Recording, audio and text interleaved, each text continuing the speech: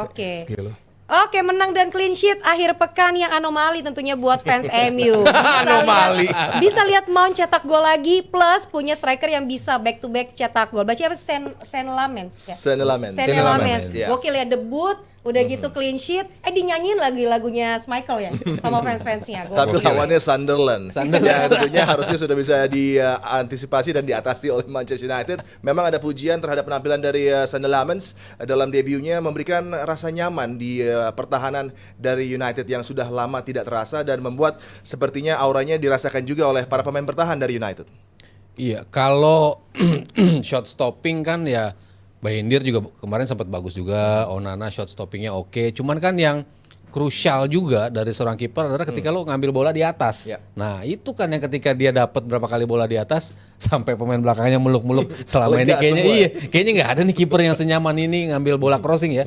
Itu kan menjadi masalah utama dari United, terutama ketika lo tiba-tiba dalam situasi bola melayang di udara gitu tiba-tiba ada blunder lah, ada apa, ada scrimmage dan menjadi gol. Itu kan sering banget terjadi. Sementara ini kenyamanannya mulai terlihat. Tapi kan ketika mau ngedorong dia jadi starter, itu kan juga penuh pertimbangan juga Amorim. Lu ngebayangin gak sih jadi kiper United tuh pressure-nya seperti apa? Kan Amorim bilang seperti itu gitu ya. Apa yang lo bully terhadap kiper-kiper kita, apa yang dikatakan media terhadap kiper kita, nggak mudah menjadi kiper United itu. Nah, makanya gue pelan-pelan nih mau dorong dia untuk jadi starter. Makanya kemarin kan dikasih kesempatan Bayindir dulu, akhirnya baru oke, saatnya lo main. Mungkin potential win-nya ada di Sunderland, makanya dia dimainin. Bisa juga ada pertimbangan dari Amorim dan semuanya akhirnya menjadi tepat gitu pilihan-pilihannya ketika lo memainkan pemain-pemain yang kemarin menjadi starting 11 lo gitu. Dan juga ya balik lagi seperti tadi ya kita sempat singgung di sistem. Ya. Kalau pemainnya bener, sistemnya kan bisa berjalan kan. Kalau pemainnya bener ya masih perlu polesan lagi untuk menjadi tim yang secara konsisten tampil cukup oke adalah gimana defense lo. Transition dari menyerang ke defense-nya itu sendiri. Nah, itu yang masih pelan-pelan harus diperkuat oleh United gitu. Tapi gimana lo cara memulai pertandingan, gimana lo cara dari kick off, Iya. gimana lo Mulai memulai pertandingan kick off. Ini coin toss dulu di. Oh malah coin toss dulu. Coin toss dulu baris ya. Dari foto. Wiwitan dulu. Iya pakai kaos kaki. Itu mereka sudah kelihatan. Kan kemarin kan gue jabarin semua aspek offense dari United itu kan peringkat 1, peringkat 2, peringkat 1, peringkat 2, semuanya ada kan. Makanya kenapa gue bilang sistemnya nggak salah, pemainnya yang nggak bisa cukup klinikal untuk memerankan itu. Kalau ini klinikal aja, ya lo dapat pemain kayak Mount gitu, dapat kesempatan klinikal goal. Itu kan yang lacking dari United adalah itu. Chances mereka punya, kalau nggak kebentur, berapa kali sih musim ini mereka kebentur tiang, kebentur mistar, berapa kali sih mereka kiper lawan nge-save tembakan-tembakan mereka. Tapi kan ke arah sananya sudah mulai kelihatan. Tapi pemainnya bisa kan nih konsisten seperti kemarin lawan Sunderland. Ya, early goal membuat agak lebih settle United dengan Mason Mount. Mason Mount juga sudah mulai menemukan lagi formnya ketika di Chelsea. Begitu luar biasa dengan Thomas Tuchel. Dan mungkinkah lo ngelihat ada sedikit compromise dari Ruben Amorim dengan adanya mungkin beberapa pemain yang posisinya agak di setel ulang. Mbeumo lebih mendekat dengan Benjamin Šeško. Ini juga membuat kombinasinya lebih hidup. Dan Šeško juga udah mulai nyaman untuk bisa berkontribusi dengan kembali mampu menciptakan gol bagi United. Bentar, ini ada yang komentar orang terbang. Om Haryo pindah fans MU aja. Alah, Panji aja mau cabut. Gimana Om? Mau nggak Om? Ayo. UNI. TD. Itu kurang netral apa gue coba? Ngebela-bela Eno. MU. Eno. Netral. Bagus. Boleh. Ya, gue sih nggak yakin bahwa ini akan menjadi kemenangan yang menjadi awal dari bangkitnya MU, bla bla bla, enggak. Next mereka akan menghadapi Liverpool away, terus home Brighton, away Nottingham Forest, away Tottenham, home Everton, Palace away. Akan menjadi fixtures yang berat juga bagi Man United. Apakah kemenangan dari Sunderland kemarin cukup meyakinkan? Apakah Mason Mount sudah kembali ke posisi terbaiknya? Apakah Mbeumo sekarang dekat Šeško akan menjadi pemain lebih baik juga? Terlalu early lah buat gua. Apakah ini awal kebangkitan MU bla bla bla, enggak. Cuman yang gue pengen lihat dan menyenangkan gue lihat adalah kemarin Andara katanya early. Oh ya, Iya, early Andara. Ya Allah. temen gue dong. Ya. Yang gue positif teks gue di game kemarin adalah ya itu tadi pertanyaan di awal lo soal kiper. Bahwa dia pemain yang dari Belgia, masih muda juga, masih banyak hal untuk dibuktikan bahwa dia menjadi juru selamat di bawah di mistar dari gawang MU. Ini nggak mudah. Amorim pun yang sekepala batu itu pun sadar bahwa nggak mudah menjadi penjaga gawang MU. Dan di game kemarin 4 shot save kalau nggak salah, shot stopping yang baik dari dia. Dan gak cuman itu, gimana dia benar-benar mendominasi kotak penalti, benar-benar komunikasi dengan para fullback, marah-marah, maksudnya menyuruh-nyuruh. Itu yang kehilangan di game menghadapi Arsenal, bahwa gak ada commanding goalkeeper yang firm di kotak penalti. Ini mungkin yang hilang dari MU beberapa saat kemarin. Sekarang gue sih pengen tanya, gue pengen lihat bagaimana seorang kiper ini bisa menjadi jawaban dari MU. Kalau soal permainan sejauh apa, sebaik apa, apakah bangkit, masih belum sih. Iya, dengan para pemain yang mungkin kalau dari sistemnya Amorim, Apa itu sistemnya Amorim? beberapa ada yang mungkin ditempatkan di posisi yang gak nyaman, kayak misalnya Luke Shaw yang sebenarnya wingback, Bukan fullback. dia ada di Bukan central back. back 3 di sektor kiri, Iya. selalu tereksploitasi, apalagi kalau mismatchnya dengan Haaland misalnya menghadapi laga derby dengan City. Kemudian juga bagaimana Bruno Fernandes masih belum bisa dioptimalkan dengan dia tampil deep. Ini juga nama-nama yang harusnya bisa tampil lebih baik lagi bagi United, tapi masih terganggu dengan apa yang coba ditampilkan oleh Amorim untuk merubah peran dari beberapa pemain kunci United. Iya, gua rasa perlahan-lahan itu mau nggak mau ya, dia harus masuk ke sana gitu. Dia kan masih kekeh nih. Pokoknya gua mau start seperti ini. Ya. Dan gue bilang ketika angka itu berbicara, ya dia punya argumentasi kuat untuk mempertahankan itu. Cuman kan yang dia tuntut dari pemainnya adalah lu bisa cukup klinikal apa enggak, tadi yang gue bilang seperti itu. Kalau itu sudah tidak berbicara angka-angkanya, ya mungkin dia mau nggak mau harus melakukan itu. 4-2-3-1 itu gue rasa akan on paper akan memperlihatkan United yang lebih balance gitu kan. Dari sisi show-nya mungkin atau Dorgunya mungkin jadi langsung di fullback. Ya di kanannya entah itu lo mainin siapa lah, Mazraoui kayak Dalo kayak di posisi itu. Lalu di 2 di tengah itu kan lo kayaknya mainnya gue udah mulai ragu lagi nih. Gara-gara kemarin mainnya agak kuring gitu ya. Ya bisa lo antara Makanan Sunda tuh Mas Kuring. Iya, saung kuring. lembur kuring. Lembur kuring juga boleh. Antara Ugarte atau Casemiro, depannya baru si Bruno gitu kan di posisi itu. Ya lu memainkan skema seperti apa nantinya ketika angka-angka itu nggak works, apa nggak keluar lagi tuh ke created chances-nya, shots-nya, touches in the box-nya, pokoknya sampai itunya betul-betul nggak jalan nih skema gue dari awal, mungkin dia akan mengubah itu gitu. Tapi by the time itu masih terlihat di lapangan, chance-nya masih ke-create, gue rasa dia akan tetap memulai pertandingan seperti itu. Ya cuman lo ada pilihan-pilihan berbeda gitu. Yang kemarin lo selalu stick dengan Kunya, tapi sekarang lo Mount ternyata bisa untuk dimainkan dan sistemnya seperti itu.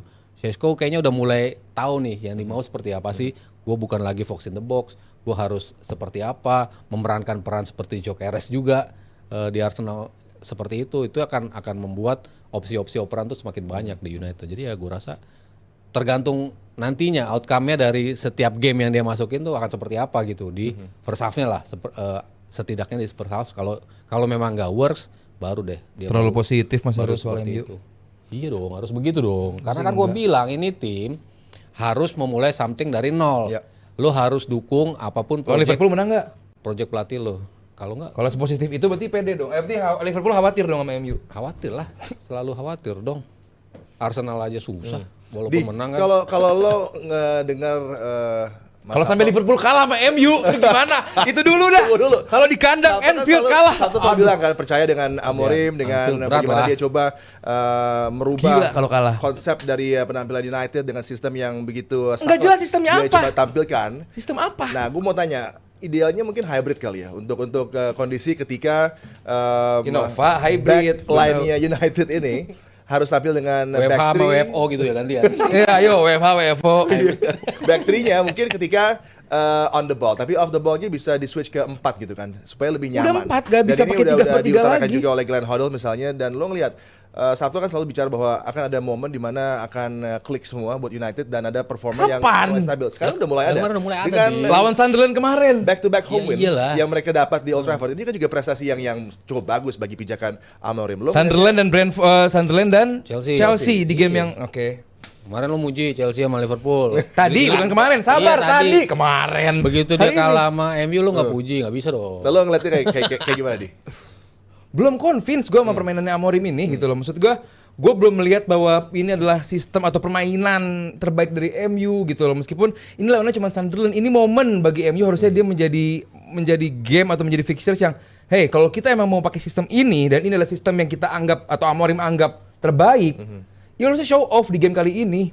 Lu tunjukkan performance terbaik gitu loh. Buat gue kemarin juga bukan performance yang segitu meyakinkannya. Betul, tapi Betul ya. Udah berarti kalau udah betul jangan pakai tapi. Betul, Iya kan, tapi. iya kan, Bener. Iya. sistemnya udah jalan di. Sistem Kan apa? yang kita- Jawab gua yang- dulu, sistem apa? Ya sistem di bermain mana lo sekarang press. udah nggak bobolan, lo Iya. bisa create chance, lo bisa cetak gol, lo bisa maintain the score sampai akhir Iya, dan pertandingan. sistem itu berjalan dengan mulai tight, tidak ada space lagi Ya, yang ya. mengangakan di pertahanan United dengan midfieldnya, dan di top of the pitch bagaimana kombinasi dari pemain depannya sudah mulai hidup juga. Jadi menurut gue juga benar kata Sabto bahwa ada development di sana yang sudah mulai Nah, ada lu hasilnya. berdua juga bilang bagus waktu Arsenal MU menang Arsenal 1-0 tuh yang game pertama. Ya ada improvement dari MU. Ya, exactly. Selanjutnya apa? Lo kan lo bicara game per game kan? Iya. Ya, berarti kita bahas game kemarin doang nih. Lo kan yang dibahas gua- bagus kan di game kemarin. Iya, Terus gue bilang kalau bagus tadi yang lo bilang Sesko udah mulai menemukan, udah begini, Mount juga begini. Berarti bagus juga nanti menghadapi Liverpool. Ya kalau mereka bisa maintain ya bagus dong. Tapi Menurut kan lu bisa nggak tahu bisa maintain apa enggak kan tergantung. Gue bilang Itulah kenapa gue bilang nggak begitu convincing. Karena belum jelas sistemnya apa. Sistemnya akan menentukan mereka menang apa 3-4-3 enggak. Ya, doang, kalau itu pemainnya formasi. kan gue bilang gitu. Kalau pemain lo bisa perform, bisa deliver, nah itu baru bisa kelihatan. Tapi kalau pemain lo mau lo sistemnya sebagus apa, kalau pemain lo nggak bisa ngelakuinnya ya sama aja. Emang Nah, nggak itu- bisa. Menurut lo bisa, Mas? Kemarin bisa kan? Gimana sih kemarin kan Iya. bisa Itu kemenangan yang penting buat MU, kemenangan yang sangat bagus, 3 poin yang penting buat MU, cuma secara permainan masih belum. Ya gue setuju dengan Sabto kali ini. Ada progres dari penampilan United. Sayangnya bagi Manchester United dan Ruben Amorim setelah kemenangan atas The Black Cat Sunderland, ada international break yang merusak flow-nya nih. Ya, ya. Dengan ada Beruntung durasi Liverpool istirahat, semua habis kalah, berpisah. international Beruntung, break. Iya. Ya, beruntung Sedangkan buat Liverpool. Liverpool beruntung, Ya. ini kita tunggu nanti 2 pekan mendatang di mana pertemuan antara Manchester United dengan Liverpool yang berlangsung di Anfield akan sangat luar biasa ini dengan form yang berbeda, dengan Liverpool yang coba bangkit dengan kondisi para pemain baru kembali dari international break. Biasanya ini akan menjanjikan kita satu persaingan istimewa. Oke, ini saweran ada lagi yang nyawer dari Gus, Rp25.000. Oh, ini nanya ke host sekarang. Apa tuh? Bung Adiani, Fulham, prospek cerahkah? Buat Nesa apa yakin dengan Max Allegri? Kemarin sempat Milan dipucuk loh, dingin juga kemarin. Liga 1, tapi sekarang lagi turun 3. Kalau untuk Fulham 2 laga beruntun kehilangan keunggulan, agak kecewa ya, apalagi di match menghadapi Aston Villa, dan kemarin dengan Bournemouth memang Antoine Semenyo impresif, tapi pergantian pemain dari Marco Silva mungkin Kan gue suruh patut triple captain dipertanyakan. lo. Lu triple captain, Mas? Enggak sih, Harpa gue bilang gue masang Semenyo triple captain, gue bilang gitu, udah gak mau. Ya, berarti Mas jagoan lu turun semua, Mas ya? Barcelona turun, Iya semua. Juventus. Liverpool turun, Juventus Juventus juga. Di bawah emang ya. Oke, dari Aldi Holik Rp100.000. Gila. Aldi. Lihat nggak? Aldi Cepet. lagi luar biasa ya Aldi hari ini ya. Pasti ini adek lo ya, lo suruh. Bukan, Alvin Rizky. Iya, sekarang jadi adek gua deh udah. Aldi hari ini auranya luar biasa loh. Gak usah bingung Bang Aldi mau milih menang IPL atau UCL. Nah, ini. Kita bisa aja bakal treble musim ini. Serius lu? Semangat Mas Aldi, I love you so much. Serius nih. I love you Treble. cowok, gitu. Aldi auranya aura-auran ya. Lauran. Quadruple kayaknya hari ini. Jangan, itu mah itu. Itu mah itu. Gue Cak. masih pengen humble ya. Humble ya. Stay humble ya. Sambel ya. Dari Charlie Rp25.000. Bang Aldi, kalau MU finish 10 besar kan lebih baik dari musim lalu. Amorim tetap stay nggak kalau finish posisi 10 musim ini? Enggak lah, peringkat 10 bukan buat MU peringkat 10 itu. Peringkat 7 lah, maksimal tuh 7. Buat MU sekarang itu kan gue udah bilang MU sekarang udah mid table team. Iya. Ya udah, buat You, gua sih you MU have harus segera you bangkit. have to face that gitu. Itu Dan yang nggak sepertinya bisa. kalau diganti perlu mid table manager juga untuk biar sama-sama. Pokoknya pelatih Bournemouth. Aduh. Jadi Andoni Graham. Iraola, Iya, Glasner, Marco di Silva. Graham Potter. Hah? Jangan Graham Potter lah. Jangan. Kacau. Glasner. Glasner. Kita udah membicarakan pelatih ini diganti. Berarti kan emang ada yang salah. Tuh, jangan nanya tadi bagus, ada yang salah. Berarti ada yang salah sama Amorim. Oke, itu katanya Bang Fuad yang komen yang mana? bukan. Oh itu semoga Arsenal yang di atas tuh.